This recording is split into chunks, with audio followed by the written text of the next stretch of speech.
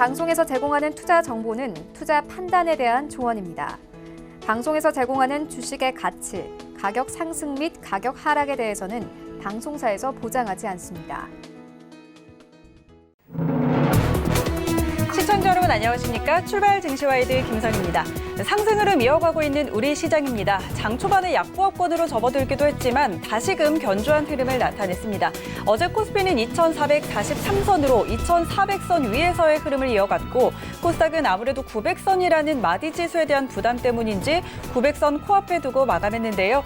외국인의 수급이 다시 한번 시장을 끌어줬습니다. 어제 코스피 시장에서 외국인은 2200억 원가량 그리고 선물 시장에서도 매수하면서 기관의 물량을 받아냈는데요. 반면에 코스닥 시장의 수급은 조금 달랐습니다. 외국인과 기관의 동반 매도세를 개인이 받쳐주면서 아직은 연속성이 없는 수급 상황 나타내고 있는데요.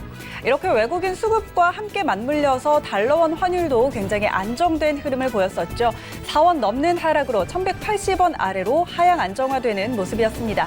이런 가운데 유럽 증시도 일제히 상승으로 마감을 했고요. 뉴욕 증시도 오름세로 마쳤습니다. 오늘은 어떤 소식이 시장에 영향을 미칠지 오늘의 주요 이슈부터 함께 확인하시죠. 네, 세계무역기구 WTO가 중국의 손을 들어줬습니다. 트럼프 행정부가 중국산 상품에 추가 관세를 부과한 것이 국제무역규칙 위반이라는 1심 판결을 내렸는데요. 이에 로버트 라이트하이저 미국 무역대표부 대표는 WTO의 판단은 완전히 부적절하다고 강하게 반발했습니다. 그러면서도 이 판단은 미중 간 1단계 무역 합의에는 영향을 주지 않을 것이라고 덧붙였는데요. 이에 대해 일각에서는 미중 무역 전쟁이 다시 격화할 것이라는 전망도 내놓고 있습니다. 도널드 트럼프 미국 대통령이 오라클과 틱톡 간의 거래가 매우 임박했다는 소식을 들었다고 말했습니다. 그는 이번 거래를 통해 오라클이 틱톡에 신뢰할 수 있는 기술 제공자가 될 것이라며 오라클에 제안된 합의안을 살펴보고 승인 여부를 결정할 것이라고 언급했습니다. 앞서 바이트댄스 측은 미국에 틱톡 본사를 세우고 오라클이 기술 파트너로서 일부 지분을 인수하는 방안을 제시한 바 있습니다. 네, 국제유가는 허리케인 영향으로 3% 가까이 급등했습니다. 1등급 허리케인 셀리가 걸프만으로 향하면서 원유 공급이 위축될 거라는 우려가 유가 상승을 부추겼는데요.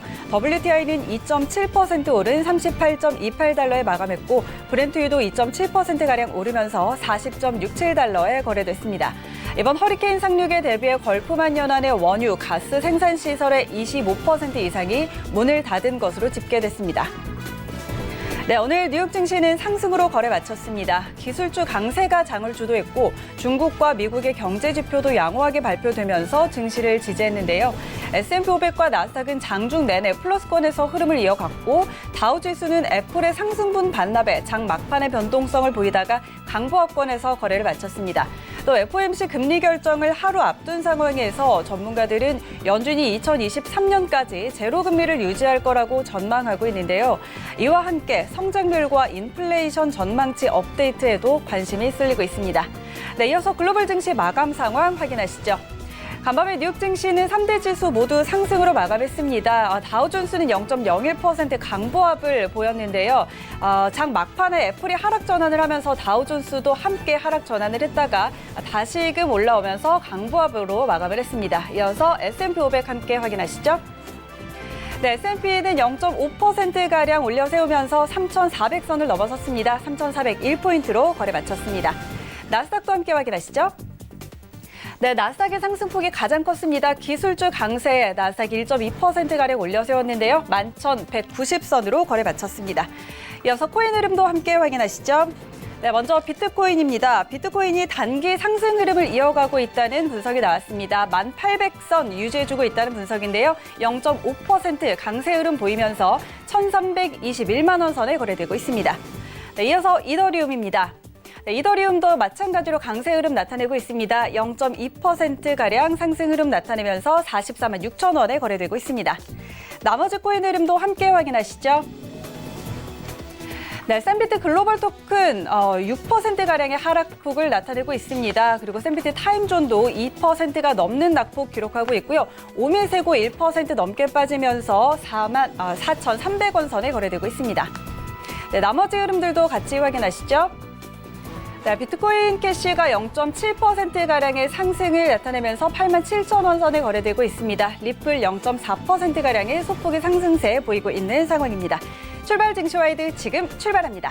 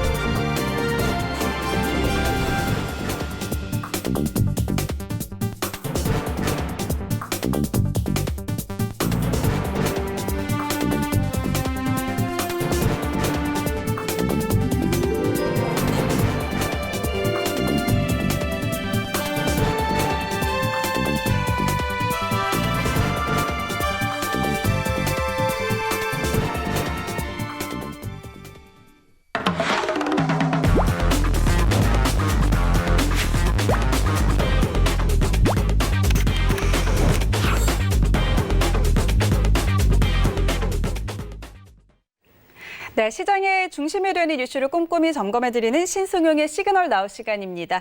브레인코리아 인베스트 신승용 대표 화상으로 연결돼 있습니다. 안녕하세요. 네, 안녕하십니까. 네, 자 먼저 간밤의 뉴욕 증시 마감 상황부터 짚어보도록 하겠습니다. 뉴욕 증시가 3대 지수가 모두 상승으로 마감을 했습니다. 다우존스 지수는 막판의 변동성을 좀 나타내기는 했지만 그래도 기술주의 강세 속에서 3대 지수 상승으로 마감을 했고 또 미국과 중국 등 주요국 경제 지표도 호조로 좀 작용을 했는데요. 자세한 상황 좀 짚어주시죠. 네, 말씀하셨던 대로 3대 지수 모두 상승 마감을 하는 그런 모습. 어찌 보면 조금은 시장은 이제는 좀 안정화 과정이 진행되는 것은 아닌가라는 그런 기대감을 갖기에 충분한 그런 지난밤의 모습이 아니었나 이렇게 생각을 하고 있습니다. 특히나 나스닥 지수 계속 이틀 연속 상승세 보여주면서 어제 지난밤 같은 경우 1.2%의 상승 나타났었죠. 이를 주도하였던 것 역시 뭐니 해도 팬맨들 그 대형 기술주들의 어떤 그 상승세가 어떤 지수의 상승 흐름을 뒷받침 내지는 이끌어갔다라고 표현이 될 수 있지 않을까 말씀을 좀 드려봅니다. 우리가 좀 주목해야 될 부분이 있는데요. S&P 500이나 이제 그 다우 지수나 실질적으로 나스닥 지수에 비해서 조금은 좀 상승세가 미약한 흐름을 보이고 있는 그런 부분들. 특히나 지난밤 같은 경우에는 은행주들에 대한 다소간의 좀 부담감. 이런 부분들이 시장 내에 나타나면서 전반적인 기술주가 상승을 주도하는 그런 모습들이 다시금 재현되고 있는 그런 상황들 전개됐다라고 표현할 수 있을 것 같습니다. 여기에는 계속해서 말씀을 드렸던 부분들이 있죠. 기술주들의 안정화를 위한 전제 조건. 그중에 첫 번째가 어찌 보면 그 경제 지표, 지금 경제 지표의 개선세가 계속 나타난다라면 기술주들에 대한 성장 기대감은 시장 내에서 수그러들지 않을 가능성이 높다라는 말씀을 드린 바가 있었습니다. 지난밤 미국 증시 상승 배경 세 가지를 꼽아볼 수 있는데 그중에 첫 번째가 미국과 중국과 유로존 동시다발적으로 긍정적인 경제 지표를 발표했습니다. 이를 근간으로 해서 기술주들의 상승세가 다시금 제자리를 찾아가는 그런 모습들이 나타나고 있다라고 평가하는 것을 할 수 있을 것 같고요. 기술주들의 안정화 움직임이 여전히 시장 내에서 물론 재평가에 대한 모습들, 재평가에 대한 어떤 그 움직임은 분명히 포착은 되긴 하지만 안정화가 빠른 속도로 진행이 되고 있다라는 점. 이는 어찌 보면 어제부터 시작된 FOMC에 대한 결과 발표 내일 새벽 2시 반경 발표가 예정이 되어 있죠. 이에 대해서 시장 기대하는 바가 그만큼 어떤 크다라는 부분을 고스란히 좀 반증하고 있지 않나 말씀을 좀 드려볼 수 있을 것 같고요. 코로나 백신과 관련된 뉴스플로우는 여전했습니다. 미국에서 특히나 전반적으로 8개가 넘는 지금 현재 임상 참실험이 진행되고 있다라는 점, 이런 부분들이 시장 내 전반적인 코로나 안정화에 대한 기대감으로 작용을 하면서 전체적인 시장 상승을 이끌어냈다라고 정리를 할 수 있을 것 같습니다. 앞서서 말씀을 드렸던 기술주들 재상승을 시도를 하고 있다. 팬맨들 중심으로 해서 팬맨들 2% 내외의 상승을 보였습니다. 마이크로소프트나 아마존이나 알파벳이나 좀 2%에 육박하는 1.7% 내외의 상승을 보였고요. 넷플릭스는 4%, 페이스북은 2.4%, 테슬라는 전날 12% 올랐죠. 근데 어제도 7%가 넘는 상승. 다만 팬맨 중에 대장이라고 할 수 있는 애플 컴퓨터 한 0.16% 상승하는데 그쳤다라는 점. 이 부분은 지난밤 애플의 애플 워치 6의 발표 그리고 아이패드의 발표가 있었습니다. 여기서 실질적으로 시장에서 물론 예상은 했었습니다만은 아이폰 12에 대한 신작 발표가 빠지게 되면서 조금은 좀 실망감으로 작용이 되지 않았나라는 그런 생각 가져보게 됩니다. 경제지표 조금 자세하게 더 좀 들여다보죠. 미국의 산업 생산이 4개월 연속 증가세를 보였다. 물론 증가폭은 조금은 좀 둔화되는 그런 모습을 보여주고 있습니다. 근데 시장에서 기대하는 부분, 증가폭이 둔화하다 보니까 미국 의회에서 지금 교착 상태에 있는 추가 경기 부양책이 이제는 빨리 좀 전격적인 합의에 이르러야 되지 않겠느냐라는 그런 열망, 그런 기대감 좀 작용하지 않았나라는 생각이 좀 들고요. 뉴욕 엠파이어 스테이트 지수 9월달 급등하는 그런 모습 나타났었습니다. 그리고 유로존에서는 주지수가 상당히 긍정적인 모습을 보였고 중국의 소매 중과율 역시 올해 처음으로 플러스로 반등하는 그런 모습을 보였다라는 점. 지난 월요일 스튜디오에 출연을 해서 이 말씀을 분명히 드렸는데요. 미국의 기술주가 상승 계속 보여주고는 있지만 제자리 찾아가고 있는 모습을 나타나고는 있지만 지금 이제 변동성이 확실히 마무리가 된 것은 아니다라는 평가가 여전히 우세합니다. 근데 기술주의 변동성, 마무리가 되기 위한 시장에서 필요로 하는 이벤트는 무엇일까? 한번 생각을 좀 해본다라면 내일 새벽에 발표되는 FOMC 유동성에 대한 재확인, 그리고 이번 주 금요일이죠. 우리 시장 마감한 이후에 미국 3, 6, 9, 12월의 세 번째 금요일이 되겠습니다. 미국 역시 선물 옵션 동시 만기일이 진행이 됩니다. 안타깝게도 우리 시장 금요일 시장 마감한 이후에 미국 시장에서 벌어진다라는 점. 아무래도 다음 주 월요일 날 우리 시장에 상당 부분 영향을 끼칠 가능성이 높다라는 점. 특히나 이번 같은 경우에는 일본의 소프트뱅크가 콜옵션을 상당 부분 매수했다라는 소식이 전해오면서 이 동시만기에 대한 관심이 특히나 높아지고 있다라는 점. 이 부분 꼭 좀 염두에 두셔야 될 것 같고요. 세 번째가 추가 경기 부양책에 대한 의회 계속 교착 상태에 있다라는 부분. 이 부분들이 전격적으로 일단은 좀 합의에 이르러야 될 것 같습니다. 그래야 기술주들에 대한 변동성이 확실히 마무리되었다라고 평가할 수 있지 않을까 말씀을 좀 드려보고요. 코로나 백신 개발 중국에서는 11월 말 이전에는 가능하다. 그리고 미국 측에서는 연내에는 가능하다. 이런 여러 가지 다양한 얘기들 나오고 있다라는 점. 일단 이 네 가지 이슈 계속해서 확인을 해 두셔야 될 것 같습니다. 오늘 저녁에 있을 미국의 주요 일정까지 좀 말씀을 드려보면요. 9월 FOMC 지난밤부터 이제 시작이 됐죠. 실질적으로 FOMC 성명 그리고 발표 예정에 있는데 일단 시장에서 기대하고 있는 부분이요. AIT를 도입을 했습니다. 평균 인플레이션 목표제. 최소한 이게 도입을 하게 되면서 이번에는 이게 과연 어떻게 작용을 할 것인지, FOMC에서 과연 이를 근간으로 어느 정도나 금리 인상을 용인을 할지, 인플레이션율을 용인을 할지. 그렇게 되다 보니까 주요 언론사 그리고 미국 주요 전략가들 사이에 나오는 이야기는 최소한 FOMC에서 그 2024년까지는 금리 인상에 대한 신호를 주지 않을 것이다. 오히려 2024년까지는 최소한 지금의 저금리 기조가 유지될 가능성이 높겠다라는 내용의 성명 문구가 포함될 가능성이 높겠다라는 그런 기대감이 있다라는 점. 그러면 아무래도 이런 발표가 나타나게 된다라면 기술주들 조금은 더 안정화 가능성을 보일 그럴 여지가 있겠다라고 보셔야 될 것 같고 8월달 소매 판매 발표 예정에 있습니다. 이 부분 역시 주목해 주셔야 될 것 같습니다. 네, 앞으로 이번 주에 남아있는 이벤트들과 또 경제 지표들에도 주목을 해봐야 될 것 같습니다. 그런가 하면 최근에 반도체 업계의 지각을 바꿀 만한 굵직한 이슈들이 상당히 많습니다. 엔비디아가 반도체 업체인 암홀딩스를 인수를 하면서 이제 인텔과 AMD와 같은 이 데이터 센터 칩 강자들과 경쟁이 더 치열해질 거라는 전망이 따르고 있고 어제부터 화웨이 제재가 본격적으로 발효가 됐습니다. 이와 함께 우리 기업들에는 반사 이익과 또 매출 감소라는 두 가지 시나리오가 거론이 되고 있는데 이런 이슈들이 반도체 산업에 좀 어떻게 영향을 미칠까요? 예, 제 생각은 이렇습니다. 지금 전차군단이라고 우리 시장 내 시가총액 가장 큰 기업들을 차지하고 있는 그런 산업, IT와 자동차.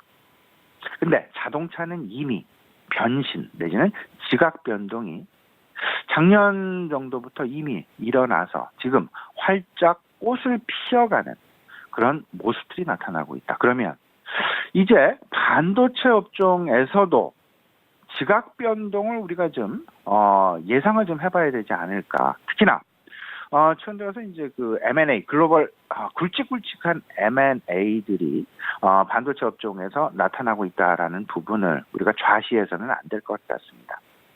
엔비디아가 ARM을 사실은 40억 달러에 인수하는 발표 다들 알고 계시고요.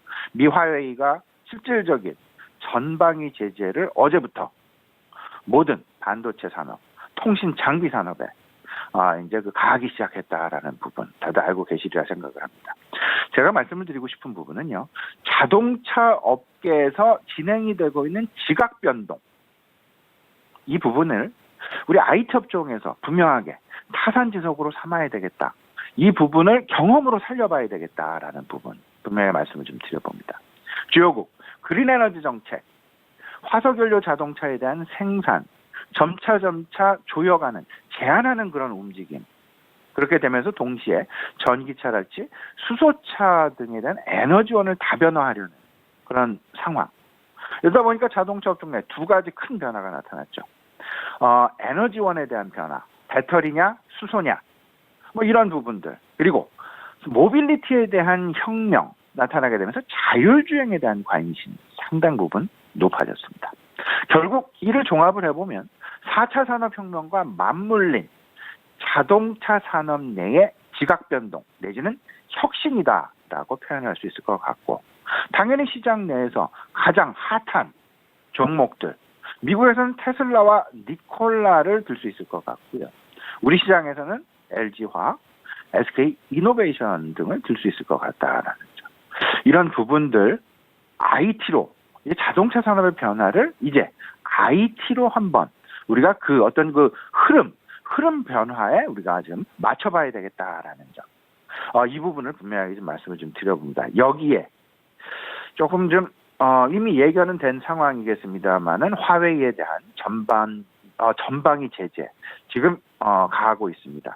이거에 대한 폭넓은 함의를 좀 생각을 해봐야 될 것 같은데 결국은 미국과 중국 간의 무역 갈등이 글로벌 IT 전쟁. IT에서의 두 가지 축은 반도체와 통신입니다. 근데 글로벌 시장 내에 화웨이의 위상, 5G 통신 장비에서는 글로벌 1등입니다. 그리고 스마트폰 시장에서는 글로벌 2등이 되겠습니다. 여기에 들어가는 반도체 규모 어마어마합니다. 근데 어제부터 삼성과 SK 하이닉스, 화웨이의 공식적으로 반도체 공급을 중단하는 그런 모습. 단기적으로 실질적으로 반도체 매출 악화 불가피하다라고 생각이 됩니다. 매출 비중을 좀 따져봤더니 작년 기준으로 삼성전자의 매출 비중 7조 원, 전체의 3.2%, SK 하이닉스 3조 원 내외, 전체의 11.4%.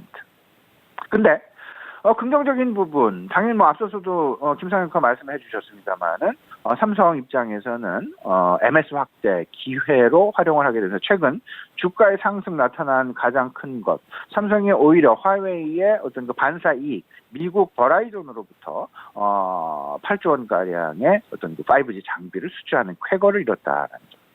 근데 이 부분에서 분명히 생각해야 할 건 있습니다. 화웨이발 어떤 그 반도체 제재에 대한 미국의 화웨이에 대한 반도체 제재에 의한 반도체 업종의 어떤 그 변화 분명히 생각을 해봐야 될 것 같은데 여기 하나 더 덧튼다라면 엔비디아와 ARM의 M&A 두 가지입니다. 스마트폰 CPU에 대한 영향력 이 좌지우지 삼성전자나 퀄컴이나 애플이나 모두 다 지금 기댈 수밖에 없는 그런 상황. 한편으로는 경쟁이지만 한편으로는 기댈 수밖에 없는 그런 상황. 여기에 매우 중요한 것, 포괄적인 4차 산업혁명에 있어서 절대 강자가 등극을 했다라는 점. GPU, 그래픽 프로세서, 그리고 인공지능, 더 나아가서는 자율주행까지 아우르게 되는 엔비디아와 ARM의 어떤 한몸, 동조화, 이런 부분들을 우리가 염두에 될 것 같고 일단 반도체 업종에서 우리가 당장 봐야 될 것은 두 가지라고 생각을 합니다. 첫 번째는 화웨이발 반도체 수요에 대한 어떤 그 변화 가능성. 왜냐하면 반도체 수요가 화웨이가 워낙 막대하기 때문에. 두 번째는 미국과 중국 간의 갈등으로 인해서 각자 도생 글로벌 밸류체인에 대한 고민이 좀 필요한 상황이다. 이 두 가지를 염두에 두셔야 되는데 첫 번째, 일단 이번 3분기 우리 삼성전자와 SK 하이닉스의 실적은 상당 부분 긍정적일 것 같습니다. 왜냐?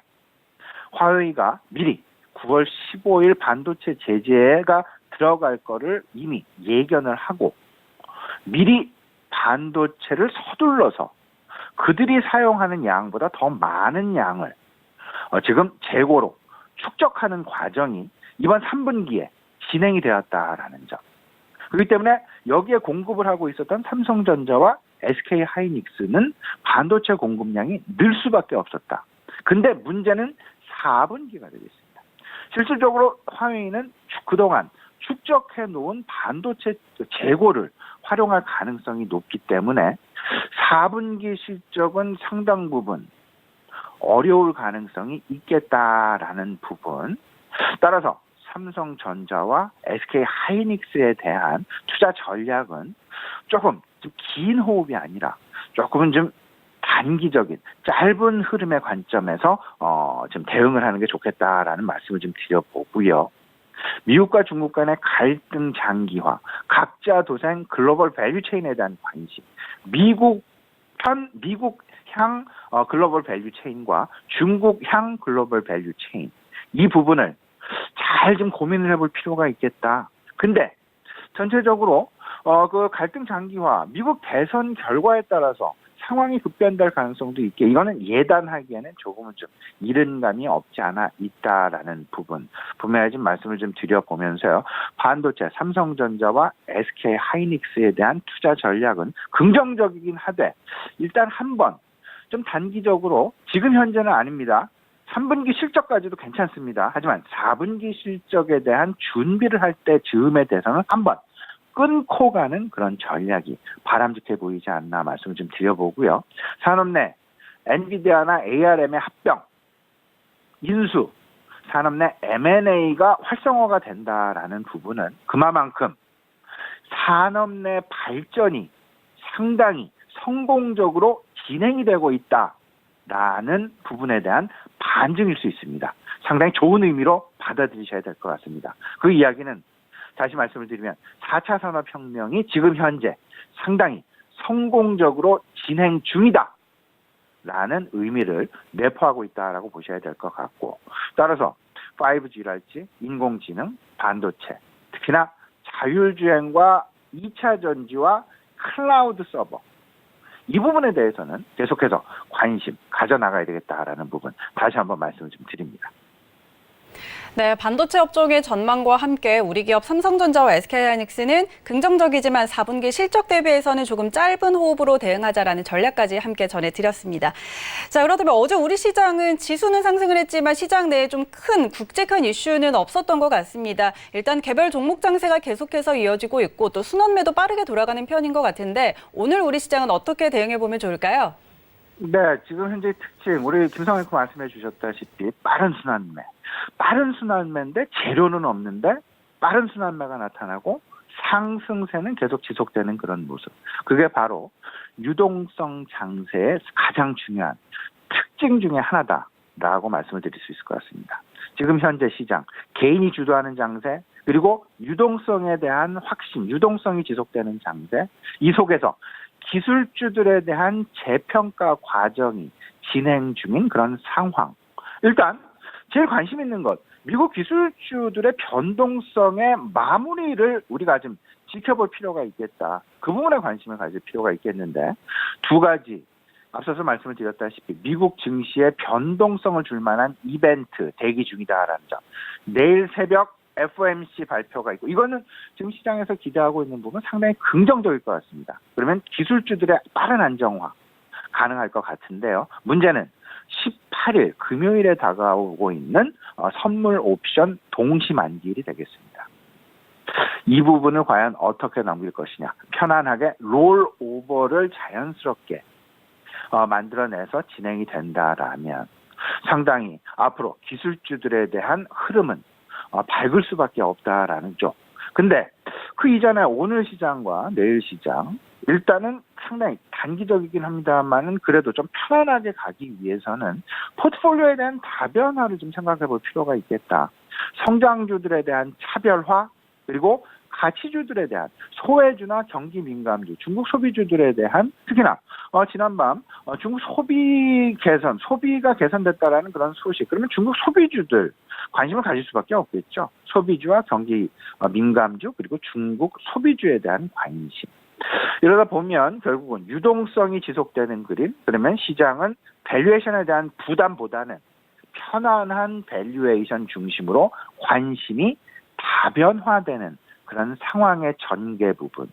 여기서 유동성의 수혜와 그리고 저퍼주, 가치주, 소외주들에 대한 관심이 더 이제 가미하는 더해지는 그런 모습들. 이 속에서 증권주나 내구 소비재나 경감 소외주.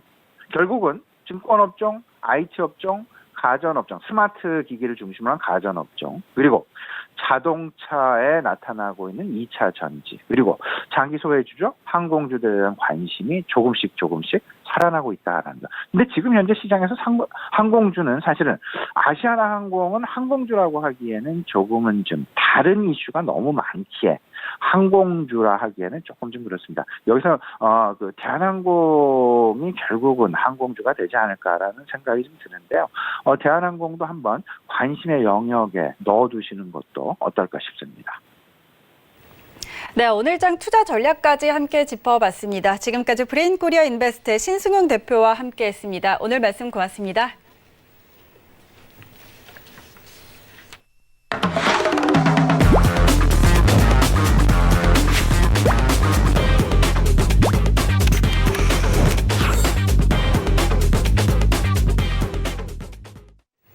네, 이어서 국내외 시장 쟁점 분석해보는 라이브 이슈 타임입니다. KTB투자증권 이성훈 과장 전화 연결돼 있습니다. 안녕하십니까?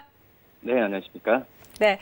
자, 오늘 시장부터 한번 짚어보도록 하죠. 최근에 우리 시장 코스피 대장주들의 흐름이 상당히 좋습니다. 삼성전자, SK하이닉스 쪽으로 외국인들의 수급이 좀 유입이 되고 있고요. 또 실적에 대한 기대감까지 높이면서 목표 주가 하향에 대한 의견들도 잇따르고 있는데, 자, 지금 이 종목들 매수 타이밍이라고 봐도 좋을까요?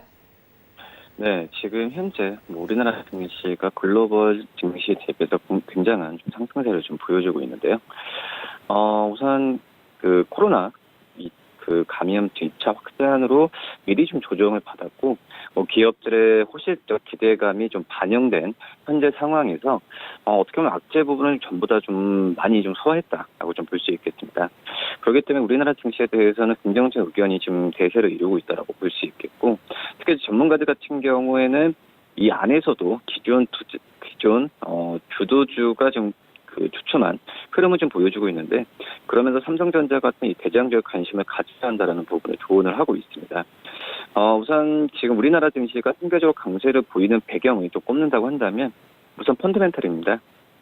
지금 현재 삼성전자의 실적에 대한 상향 추정을 나온 걸 본다고 한다면 우리나라 특히 이제 글로벌 쪽으로의 어떤 수출을 집중하고 있는 기업들한테는 그 실적에 대한 그 3, 4분기 기대감이 높다라고 좀 볼 수 있겠고요. 또 여기 이제 유동성 자금이죠. 외국인들의 순매수 랠리가 이어지는 점도 긍정적이고, 다 아시다시피 어떤 개인들의 자금이 넘쳐나는 현재 상황으로 좀 가고 있습니다.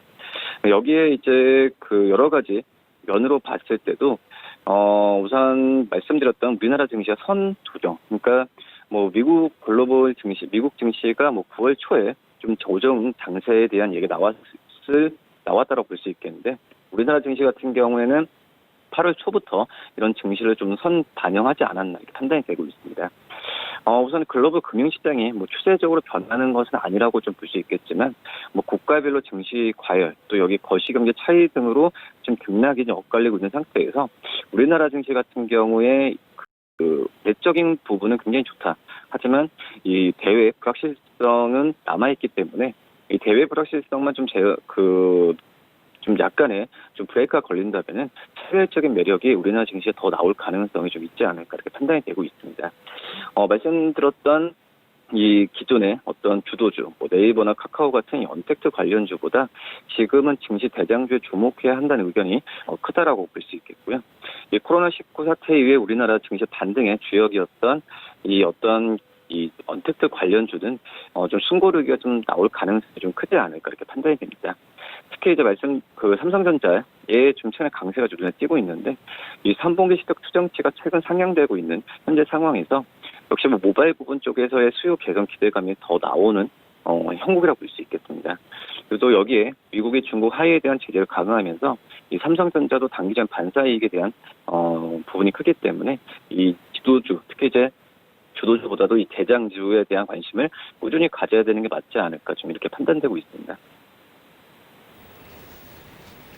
네, 그리고 지금 현대차도 상당히 잘 가고 있습니다. 흐름이 좋은데요. 3거래 상승 후에 어제는 잠시 조정을 받기는 했지만 그래도 월요일장에서도 현대차가 지수 상승의 한 축을 담당하면서 관련주들도 같이 상승한 부분도 있었습니다. 어제 장중에는 또 장중에 52주 신고가를 기록하기도 했는데요. 역시 매출 증가 그리고 실적 증가에 대해서 기대감을 모으고 있는 상황이고, 전기차와 수소차 이슈를 같이 가지고 가고 있는 상황인데 현대차 주가 전망을 어떻게 보시나요? 네, 굉장히 좀 좋습니다. 삼성전자와 함께 지금 시장을 지금 이끌고 있는 게 현대차라고 볼 수 있겠는데요. 우선 3분기 매출액이 26조 이상, 영업이익도 1조 원 이상에 대한 기대감이 좀 크다라고 볼 수 있겠고, 이런 호실적의 원인 같은 경우에는 글로벌 신차 수요 회복, 그리고 내수시장 판매 증가, 또 판매 보증 충당금 감소 효과 등이라고 좀 볼 수 있겠습니다. 특히 이제 글로벌 수요는 지난 7월에 6.8% 감소하면서 올해 처음으로 판매 감소세가 한 자릿수로 축소됐고요. 이 산발적인 확진자 증가에도 불구하고 회복세를 지금 지속하고 있는 상태입니다.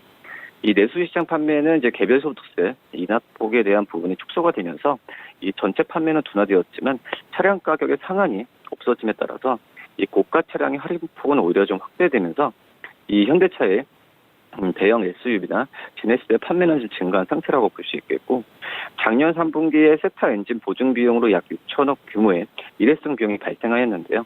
이 상반기 기준으로 봤을 때도 판매 보증 충당금 전입액과 사용액이 각각 1.2조 원, 그리고 각각 1.2조 원입니다.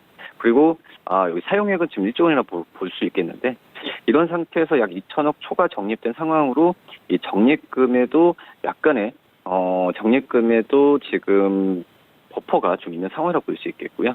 그런 점에서 하반기 기준 약 4에서 한 6천억 정도의 충당금, 적립금 감소 효과는 그대로 나타나지 않을까 생각이 되고 있습니다. 이 글로벌 수요에 대한 부분을 말씀을 드렸는데, 지금 현재 4월을 저점으로 4개월 연속 상승세를 지금 지속을 하고 있습니다. 특히 이제 인도 시장 같은 경우에는 8월 달에 전년 대비해서 14%까지 증가한 모습 보여주었고요. 역시 코로나와 무관하게 시장이 회복되고 있다는 점이 더 긍정적인 요소이지 않을까 판단이 됩니다. 이 9월 이후부터는 약간 글로벌 수요가 증가세로 오히려 좀 증가세로 전환될 가능성이 있다라고 판단이 되고 있는데 현대테크가 G80 또 GV80의 이 북미 시장 출시가 지금 임박해 있습니다. 또 4분기 북미 시장 판매 본격적으로 판매 효과까지도 반영될 가능성이 크기 때문에 우선 현대차에 대한 주가 흐름은 지금은 긍정적인 상황으로 계속 봐야 되지 않을까 이렇게 보입니다. 네, 알겠습니다. 그런가 하면 그린 뉴딜에 대한 관심도 지속이 되고 있습니다. 지난 3일에 한국거래소가 10월 중에 탄소 효율 그린 뉴딜 지수를 개발하겠다고 밝히면서 시장의 수혜주 찾기에 나서고 있는데요. 지금 탄소 배출량이 감소한 기업들에 관심이 쏠리고 있는 상황입니다. 어떤 종목들에 주목해 보면 좋겠습니까? 네, 우선 탄소율 그린 뉴딜 지수, 좀 재밌는 지수라고 좀 판단이 되고 있고요. 뭐 한마디로 어떤 산업과 무관하게 이 탄소 배출량이 적은 기업들을 대상으로 어떤 지수에 대한 부분에 있어서 이걸 만든다는 부분인데요. 이 기업들도 그나마 좀 아직까지는 확정은 아니지만 조건은 좀 있습니다. 시가총액이 1조 원 이상이고 작년 연간 매출액이 증가했음에도 온실가스 배출량이 감소한 기업들이라고 볼 수 있겠는데 뭐 이런 상황은 이제 환경부의 온실가스 종합정보센터에서 제공되는 온실가스 배출량 데이터에 포함된 300여 개 상장사에서만 국한된다라고 볼 수 있겠고요. 이 환경부 자료를 기초로 이른바 탄소율 그린 뉴딜 지수의 후보군이 점점 이게 축소되는 그런 부분을 만들지 않을까 생각됩니다. 우선 지금 현재 이거에 대해서 좀 관련된 종목들 같은 경우가 많이 언급이 되고 있는데요. 특히 좀 LG전자, 한원시스템, 현대글로비스, LG이노텍, CJ 대한통운 같은 기업들이라고 볼 수 있겠고, 우선 그린 뉴딜 지수 후보 종목들은 우선 이 지수에 대한 패시브 자금이 유입되기 때문에 시장에서는 긍정적으로 좀 관심을 갖고 있는 상황이고요. 우선 지금 이제 거래소의 탄소율 지수의 핵심은 매출 단위당 탄소 배출량입니다. 지금 현재 봤을 때도 탄소 배출량이 많은 기업들도 이 주식시장에서 관심을 받을 가능성이 있다라는 의견까지 나와주고 있는데 한마디로 이제 축소량이죠. 탄소 배출이 많이 적어지는 그런 부분에 있어서 지금 현재 봤을 때는 좀 말씀드렸던 기업들한테는 당분간 투자 심리는 좋아질 가능성이 있다라고 볼 수 있겠고 앞으로도 봤을 때도 환경에 대한 환경도 어떤 이제 비용이 될 수 있다는 점에서 친환경 경영에 대한 압박이 정부 쪽으로 좀 증가하고 있는 상황인데요. 그렇기 때문에 이 그린 뉴딜 테마 투자 종목으로도 이 언급되는 부분들은 어떤 정부의 정책적인 효과를 향후에도 계속 누릴 가능성이 좀 있지 않을까 이렇게 보입니다. 네, 그런가 하면 통신업종들도 반등세를 보여주려고 하고 있습니다. 2분기 실적이 예상보다 양호하게 발표가 되면서 3분기에도 개선세를 이어갈 거라는 전망이고 또 5G 가입자 증가에 따른 실적 개선도 예상되고 있는데 통신업종들 어떻게 전망하실까요? 네, 우선 8월 달에 그 통신사들의 주가 수익률을 본다고 하더라도 8월 달에 코스피 수익률이 3.4%를 기록했는데 이 통신 업체들은 8% 이상의 수익을 좀 보여주었습니다. 특히 이제 SK텔레콤 주가가 11.5% 상승하면서 이 통신주 상승을 견인했는데요. 반면에 이제 KT가 0.4%밖에 안 올랐고요. LGU 플러스는 4.4% 상승세를 보여주었습니다. 이 통신 3사 기업들 전부 또 2분기 때의 실적을 본다고 하더라도 이 시장 기대치를 상회하는 모습을 좀 보여주었는데요.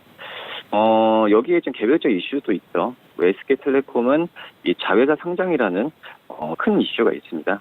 지금 이제 인스토를 시작으로 SK 브로드밴드, 11번과 같은 대규모 자회사들이 상장을 좀 준비를 하고 있고요. KT 같은 경우에는 하반기에 어떤 BC카드나 부동산 수출 부진이 예상됐다라고 볼 수 있겠지만 이 실적을 봤을 때는 큰 무리는 없는 것으로 좀 판단이 되고 있고요. 또 LGU 플러스 같은 경우는 하위의 장비 사용에 대한 논란으로 어떤 이 이익 성장이 좋았는데 주가는 반영 못했던 부분이 있습니다. 그런 점에서 봤을 때는 이 통신 업체들은 아직까지도 저평가 구간이라는 말이 좀 나온다라고 볼 수 있겠고 이 어떤 이제 선행 지표죠. 가입자 특히 이제 젠5에 대한 순증 가입자가 선행지표로 많이 이용되고 있는데 이 7월에 국내 5G 순증 가입자는 48만 7천 명 정도로 전월 대비해서 소폭 감소했습니다. 하지만 코로나19 이후에 매수 경기 위축 고려하면 선방한 것으로 좀 판단이 되고 있고요. 또 8월에는 5G 가입자가 50만 명 상회하면서 이런 그 통신 업체들한테의 어떤 내적으로 봤을 때는 큰 무리가 없는 현재 지금 상황이지 않을까 이렇게 보입니다. 네, 지금까지 KTB 투자증권 이성훈 과장과 함께 업종별 이슈와 종목까지 짚어봤습니다. 도움 말씀 고맙습니다. 네, 감사합니다. 네, 오늘 출발 증시와이드는 여기까지고요. 저희는 잠시 후에 순간포착 매매 시그널로 돌아오도록 하겠습니다.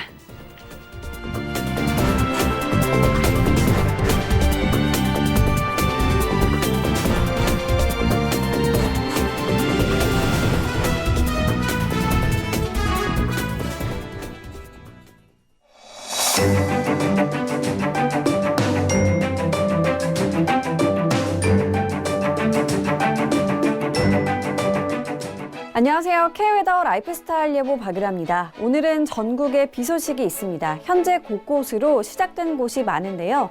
남해안과 제주도는 오후까지, 중부와 전북, 경북 지역은 밤까지 이어지겠습니다. 특히 서울과 경기 북부, 강원 영서 북부 지역은 낮부터 밤사이 돌풍과 벼락을 동반한 강한 비가 쏟아질 때가 있겠습니다. 예상되는 비의 양은 제주도에 40에서 80, 남해안에 20에서 50, 서울을 비롯한 그 밖의 지역은 5에서 40mm가 되겠습니다. 다만 남부지방의 경우 내일까지의 비의 양을 예보했는데요. 기압골의 영향으로 내일과 모레도 비 소식이 있기 때문입니다. 한편 비가 그친 뒤에는 이맘때보다 낮은 기온이 보이며 낮 동안 선선하거나 다소 서늘하게 느껴질 수 있겠습니다. 오늘 남부지방과 제주도는 남해상을 지나는 기압골의 영향을 받겠고요. 중부지방은 북쪽을 지나는 기압골의 영향을 받겠습니다. 다음은 자세한 지역별 날씨입니다. 중부지방 흐린 가운데 비가 오겠고요. 비가 와도 날은 선선하겠습니다. 서울 25도, 대전은 27도까지 오르겠습니다. 동해안도 흐린 하늘이 예상되고 한때 비가 오겠습니다. 낮 동안 속초와 강릉 25도가 되겠습니다. 남부지방 흐리고 비가 내리겠습니다. 한낮 기온 광주 26도, 대구 28도로 선선하거나 다소 더울 수 있겠습니다.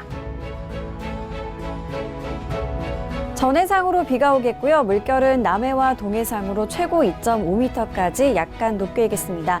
여기에 서해 중부 해상은 돌풍과 함께 벼락이 치는 곳이 있겠고요. 또 동해안은 너울성 파도가 치는 곳이 있어 주의하셔야겠습니다. 날씨였습니다.